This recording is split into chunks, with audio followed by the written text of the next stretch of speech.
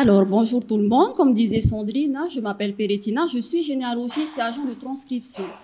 Si je suis là aujourd'hui, c'est pour vous parler des difficultés qu'un généalogiste peut retrouver dans le cadre de son travail. Donc, pour commencer, je vais d'abord vous présenter le rôle général du généalogiste, parce que on a tendance à croire que le généalogiste, il est là juste pour faire des arbres généalogiques, ce qui est totalement faux.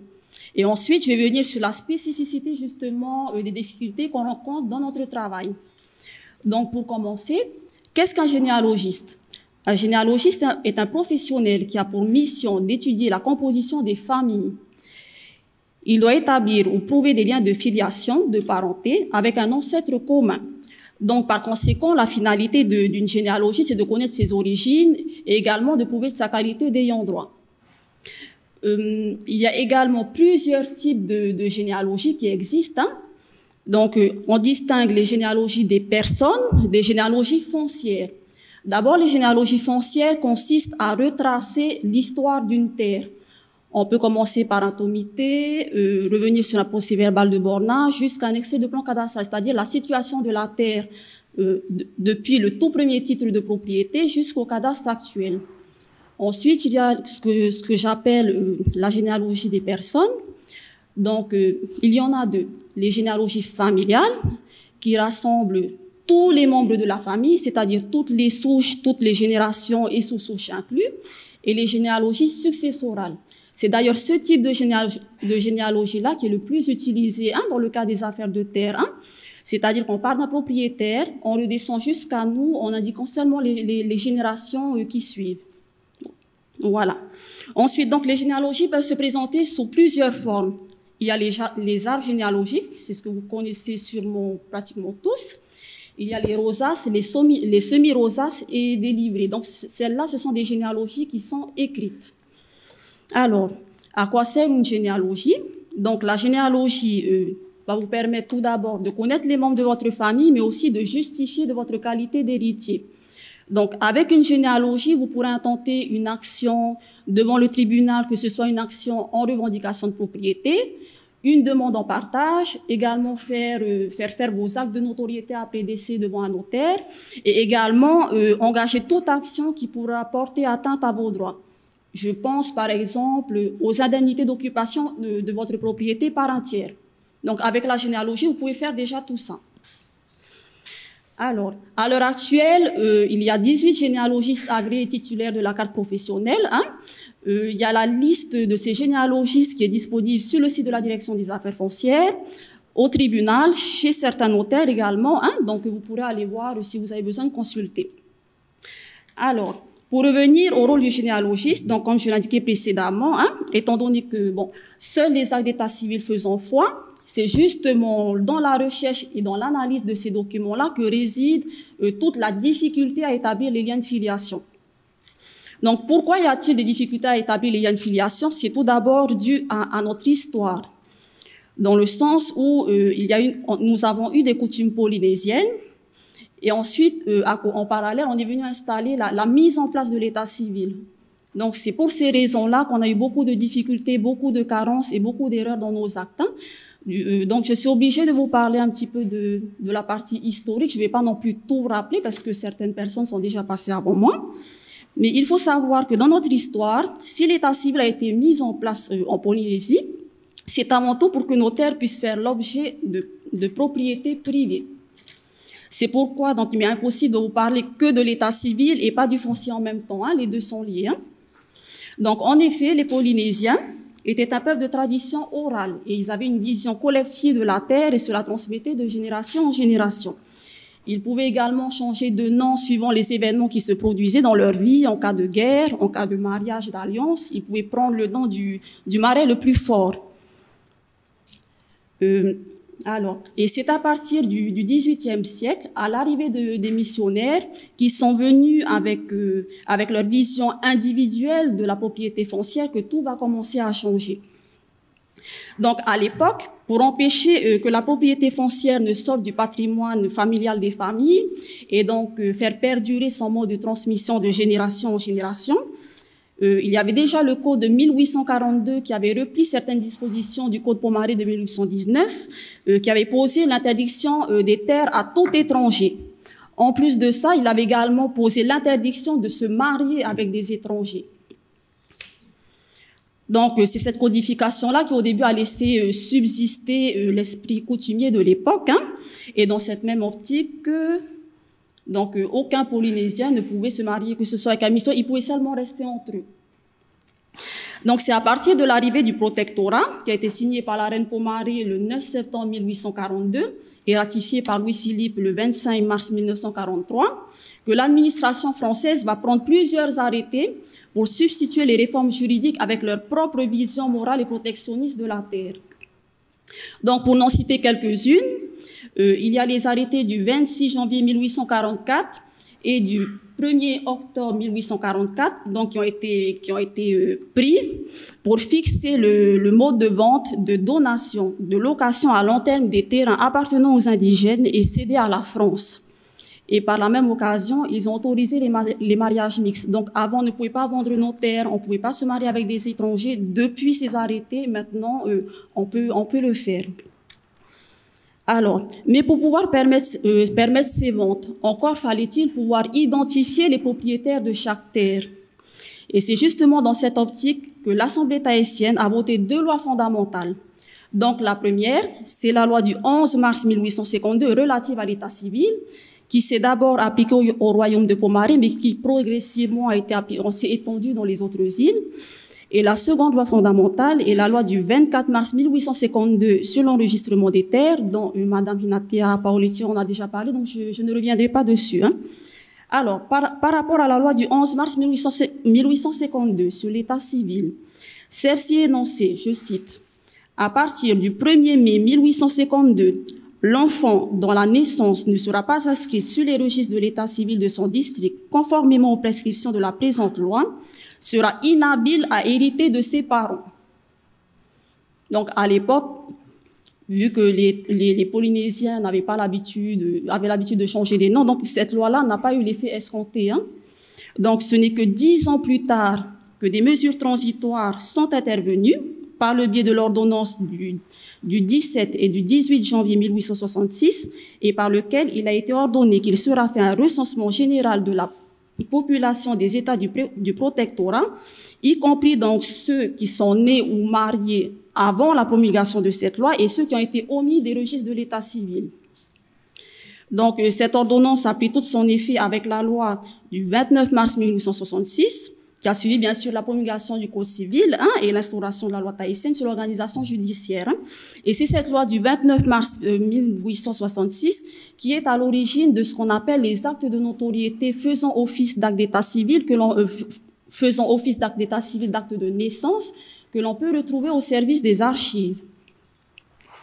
Voilà. Donc, cependant, entre l'application de la loi du 11 mars 1852 et l'application des mesures transitoires, les Polynésiens de l'époque, ils avaient eu le temps de changer 10 fois de nom, comme il était de coutume. Donc, c'est pourquoi, dans certains actes d'état civil, dans un acte de naissance, ils peuvent porter un nom. Dans un acte de mariage, ils peuvent porter un nom différent, et au même titre que dans un acte de décès. Hein. Oui.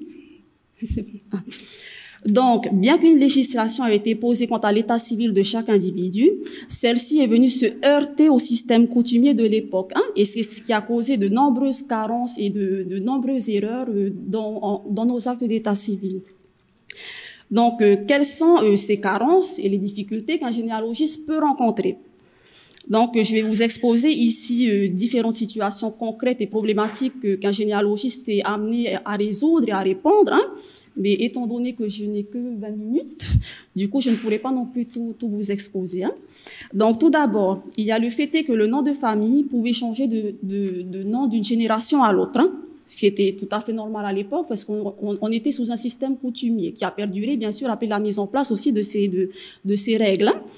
Voilà. Il y a également le fait qu'avant la loi du 11 mars 1852, en dehors des personnes qui sont allées déclarer leur naissance, il n'y avait pas d'état civil Pas comme en France où on peut remonter jusqu'en 1800, 1807, 1700 et compagnie. Nous, notre état civil a commencé là. Donc, avant cette date, le généalogiste, il est amené à aller lire des ouvrages de certains auteurs, de missionnaires, voire des journaux qui ont été publiés. Donc, le généalogiste sera amené à faire des recherches et à rassembler tout document qu'il pourrait retrouver et qui pourrait permettre de justifier de l'existence d'une personne. Il y a aussi le cas que l'on retrouve beaucoup, ce sont les naissances, les mariages ou les décès qui ne sont pas déclarés. Par exemple, le cas des mariages religieux qui n'étaient pas forcément suivis de mariages légaux. Il y a aussi le fait que, par exemple, pour des enfants décédés en bas âge, l'enfant était né, mais vu qu'il était décédé 3 mois après, il n'y a pas d'acte de décès. Alors que pour prouver le décès de cet enfant-là, il faut justement retrouver un acte de décès. Bon, bien évidemment, si le généalogiste retrouve des déclarations de succession qui viennent confirmer que telle personne n'a pas d'acte de décès, mais qu'il est décédé en bas âge, il n'y a pas de problème par rapport à ça. Hein. Voilà. Il y a aussi le cas des homonymes, c'est-à-dire 2 personnes qui peuvent avoir le même nom et le même prénom. Comme jusqu'à aujourd'hui, on a tendance à donner notre nom et notre prénom à nos enfants ou petits-enfants. Voilà. Comme je parlais du cas des enfants décédés en bas âge, là, même exemple, hein, un enfant né en telle année, dont la naissance a été déclarée et il est décédé 3 mois après. Sa naissance a été déclarée. Un second enfant va naître. Par contre, pour celui-là, il n'y aura pas d'acte de naissance, mais je m'embrouille un petit peu, excusez-moi. Hein. Le premier a un acte de naissance, mais pas d'acte de décès. Le second a un acte de décès, mais pas d'acte de naissance. Mais par contre, il était de coutume de donner, lorsqu'on avait un enfant décédé en bas âge, de donner le nom à l'enfant suivant, à un des enfants. Hein. C'est bien ça, hein. Voilà.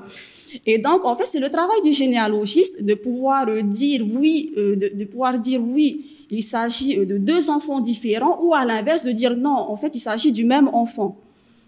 Voilà, donc il y a des cas comme ça aussi, ça arrive souvent. Hein. Bon, il y a également le cas où un acte de naissance, un acte de mariage et un acte de décès concernant une même personne ne correspondent pas. Ce ne sont pas les mêmes. Dans l'acte de naissance, je peux avoir une dame qui s'appelle Kekiria. Dans son acte de mariage, soit elle porte son nom de baptême, ou elle s'appelle Emilia. Et dans son acte de décès, elle s'appelle, au lieu de Kekiria, c'est Tétiria. Donc, il y a des divergences hein, entre les différents noms. Et c'est le travail du généalogiste, justement, de faire les liens entre ces actes d'état civil pour prouver qu'il s'agit effectivement de la même personne. Ok. On a aussi, étant donné qu'avant ils avaient beaucoup de surnoms, des personnes sont allées se déclarer à l'état civil sous le nom d'une personne. Mais lorsqu'ils sont allés par la suite revendiquer une terre, il a utilisé son surnom. Donc, entre un tomité et l'acte de naissance d'une même personne, les noms ne sont pas les mêmes, ce qui arrivait souvent. Hein, et c'est le cas jusqu'à aujourd'hui, on a encore ce problème-là. Hein. Le généalogiste est également amené, pour prouver qu'il s'agit effectivement de la même personne sur le tomité et dans son acte de naissance, qu'il s'agit de la même personne, il est amené à aller faire des recherches dans les documents fonciers. Donc, il faut qu'il aille voir. Quand je parle de documents fonciers, ce sont tous les documents qui peuvent exister au niveau de la DAF. Hein, que ce soit des comptes hypothécaires, des transcriptions qui ont été rendues, des mentions qui ont été faites dans des procès-verbaux de bornage. Donc, tous ces documents-là, oui, le généalogiste est également amené à aller fouiller dans ces papiers. Alors, bon, pour terminer, hein, je vais vous exposer un dernier petit cas. Il y a également le cas des personnes qui n'ont pas d'état civil, c'est-à-dire qui n'ont pas d'acte de mariage, pas d'acte de naissance, pas d'acte de décès, aucun, il n'y a rien du tout. Mais par contre, leur existence a été reconnue par des décisions de justice. Donc, quand on n'a rien, qu'est-ce qu'on fait? C'est le cas d'une personne qui est ayant droit d'un revendiquant, c'est-à-dire que sur le tomité, il y a le nom d'une personne. Les descendants veulent revendiquer la propriété des terres de cette personne-là, mais cette personne-là, on ne sait pas quand est-ce qu'elle est née, on ne sait pas quand est-ce qu'elle est décédée. Et ils ont du mal à prouver que, vu qu'il n'y a pas d'acte d'état civil, que c'est vraiment leur aïeul. Ça arrive souvent.